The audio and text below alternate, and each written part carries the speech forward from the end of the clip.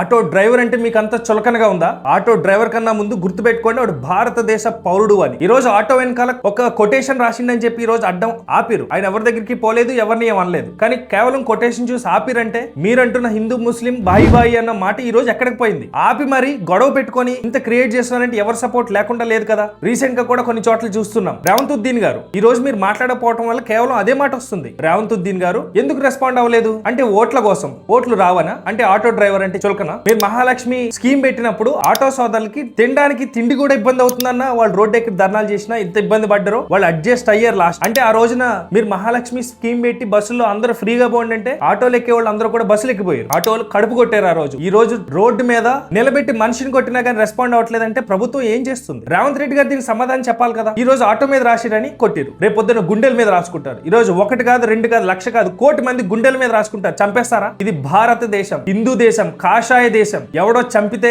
చచ్చిపోయే రోజులు పోయినాయి. వాడు చచ్చిపోతాడని సిద్ధమైతే 10 మందిని చంపి చచ్చిపోయే రోజులు వచ్చినాయి ఈ రోజు భారతదేశంలో. కానీ సెక్యులరిజం అనేది ఒక పార్టీ సిద్ధాంతం అయితే పర్లేదు, కానీ ప్రతి పౌరుని సమానంగా చూడాల్సిన ముఖ్యమంత్రి ఈ రోజు ఎందుకు మాట్లాడలేదు? ఇది ఒకటే క్లారిటీ ఉంది కదా. అంటే మీరు ఎవరికి కొమ్ము కాస్తున్నారు, ఎవరికి మీరు సపోర్ట్ ఇస్తున్నారు? అక్కడ గొడవ జరగలేదు, ఏమీ జరగలేదు. కేవలం కొటేషన్ చూసి ఆపారు. గుండెల మీద రాసుకుంటారు, టాటూలు వేసుకుంటారు, అందరినీ చంపేస్తారా? ఆ రోజు కూడా మీరు ఇలాగే సైలెంట్ గా ఉంటారా? సమాధానం చెప్పాలి కదా. భారతదేశ జెండా కప్పుకొని చచ్చిపోయే రోజు రావాలి. దేశం కోసం అంత కష్టపడాలి. కాషాయ జెండా మాత్రమే మన దేశంలో గానీ చచ్చిపోయిన రోజు మన శవం మీద గానీ కనపడాలి. అది హిందూ ధర్మం అయినా బీజేపీ జెండా అయినా. బికాస్ హిందూ ధర్మమే బీజేపీ సిద్ధాంతం కూడా. సో మీరేమంటారో కమెంట్ చేయండి.